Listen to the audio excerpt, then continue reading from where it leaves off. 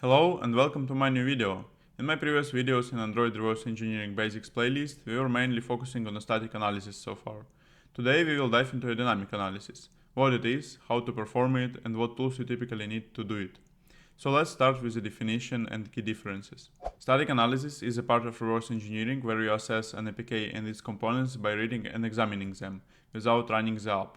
That means analyzing the app's code, diving into native libraries, analyzing assets, strings, configuration files, and so on. Common tools for this process include JDEX, APK tool, Dex2Jar, IDA Pro, Ghidra, Smalley, and so on.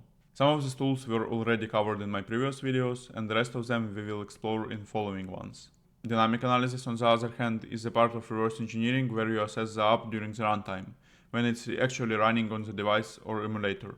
You analyze the app's behavior by interacting with it, observing its internet traffic, checking logs, and even sometimes modifying its runtime behavior to see how it reacts in different scenarios. Typical tools for dynamic analysis include ADB, HTTP Toolkit, Burp Suite, Exposed, Frida, Objection, and others. Today we will focus on the most basic things in dynamic analysis, setting up an emulator and learning some useful ADB commands. ADB stands for Android Debug Bridge, and it's a command line tool which allows your host computer to communicate with Android device or emulator. It's not just for the developers. For reverse engineers, it's an invaluable tool because it allows you to install and uninstall applications, start activities, capture logs, access the app's data, forward ports to intercept traffic, and execute shell commands directly inside the device. Now let's proceed to the practical side. First of all, let's open Android Studio and create an emulator that we will use for testing.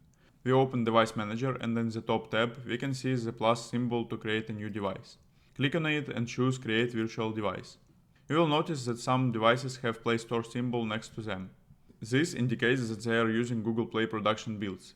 They include pre-installed Play Store and Google Play services. For this video we will choose a device without this option, because Play images are harder to root and have certain restrictions.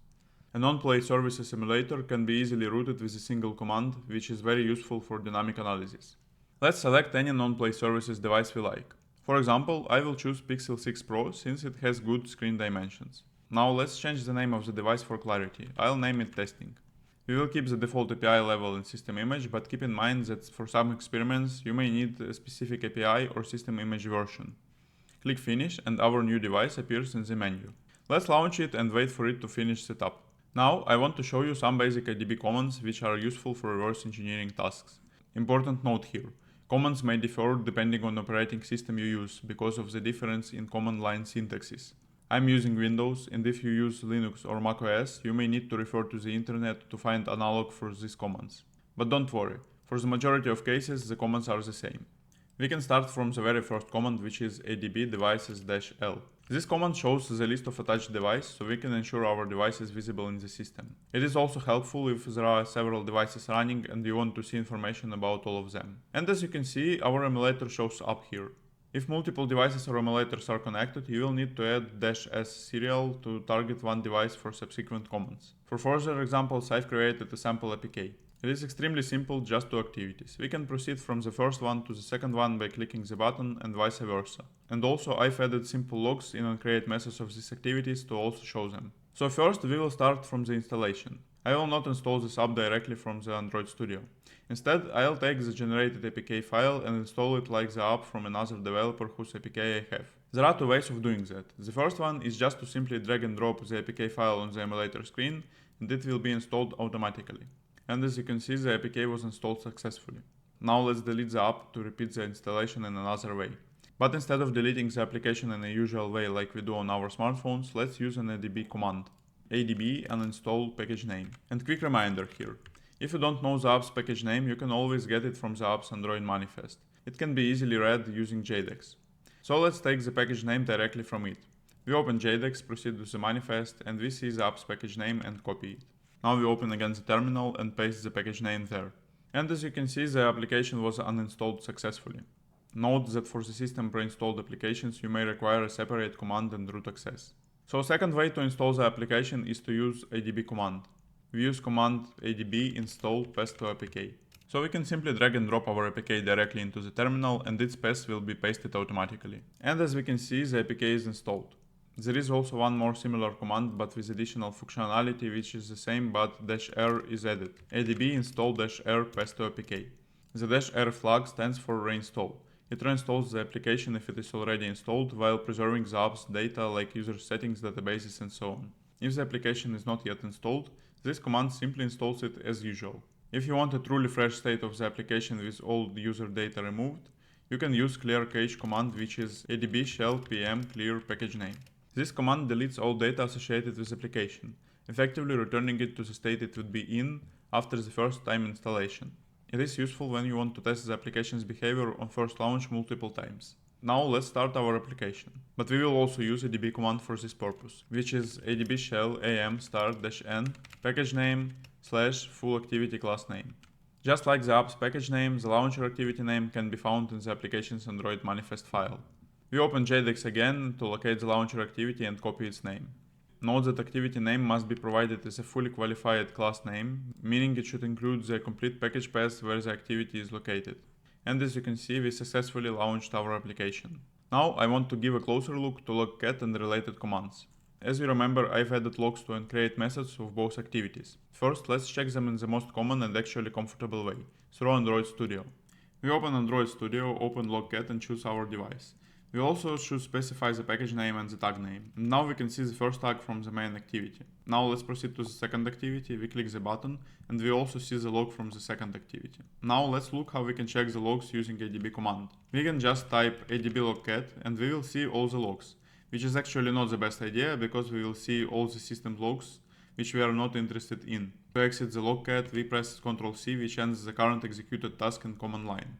To explicitly choose our tag, we can use adb logcat tag name *:s, which will show only our tag. *:s means here silence everything else. And one more useful command I'd like to show you is how to check the name of the currently opened activity in the app. To do this, we write the command adb shell dumsys activity pipe find str top resumed activity in double quotes.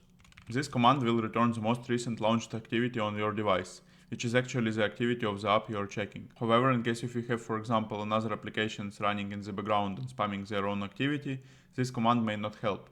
In this case, we have to write another command, which is adb shell dumsys activity activities pipe find str package name in double quotes. This command will return all information about your app, and you will be able to directly find its last launched activity. Let's also find it for our case. So we scroll up and here we are. We can clearly see the name of the running activity. Now I'd like also to show you how you can get access to the application files. To do that in the easiest way, we open Android Studio and proceed to the Device Explorer tab. If you don't have it on your panel, you can get to it by opening Device Manager tab, clicking on 3 vertical dots near the device you are running, and clicking Open in Device Explorer. To proceed to data of our application, we open the data folder and there inside the first one, we open the second data folder and there we search for our app's package name. All package names there are sorted in alphabetic order. We search for our one and here we are. We can see the package name of our application. We open it and see some folders related to the app's data and cache. We can even save these files or folders where we would like. In our case, there is not much interesting there because my sample application is very simple and no interesting files are created by it.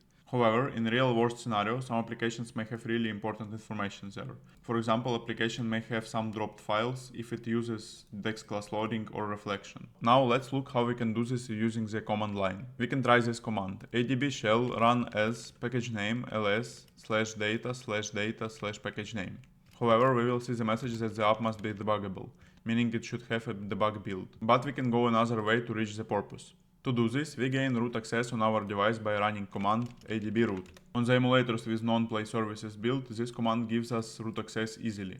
However, keep in mind that on production built devices, you cannot gain root access so easily. So now we have root access and we type next command, which is adb shell ls/data/package name. And we can see the same folders as we saw from the Android Studio. And now to save any of these files or folders on our local PC, we run another command, which is adb pool remote path local path, where the remote path is place where your file is stored and local path is the place on your PC where you want to save it.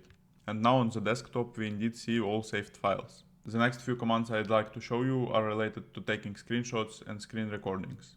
Using this command adb exec -out screen cap -p greater than local path and name of the file. we can save a screenshot from the device locally where we want. Let's open the desktop and we can see that the screenshot was indeed saved. And also we can make a screen recording using this command. ADB shell screen record /SD card /filename.mp4. There is no built-in functionality to save recording directly on PC. It is saved on the emulator and then you can take it on the PC using command we already seen previously. ADB pull remote pass local pass. Note that the default duration is typically around 3 minutes. To stop the recording, enter Ctrl+C in the shell. Let's open the desktop and we can see that the screen recording was indeed saved. And at the end of this section, I would like to show you just several random commands, which are, in my opinion, are very useful. You may not know these commands exist, but they may be really useful in some scenarios. For example, here is the command to remove all third-party applications from the device, meaning all non-default applications will be uninstalled. This command is quite big and I will not type it manually. I'll copy it from the saved file. This command is more like a full script rather than the usual command and only can be run on PowerShell on Windows. To open PowerShell, we press Win+X and choose Windows PowerShell Admin. And as you can see, my application, which is considered a third-party application, is successfully uninstalled. If there were more non-default applications on the device, they would also be uninstalled. I know this command looks complicated, but don't worry, all the commands mentioned in this video will be attached in the description. Another interesting command I'd like to show you is how you can mock the incoming SMS on the emulator. To run it, we use the command ADB emu SMS send phone number and message in double quotes. And as you can see, an incoming SMS appeared. This command may be useful, for example, if you are a reverse engineering application which has specific behavior depending on the incoming SMS. But keep in mind that this command will only work on the emulator.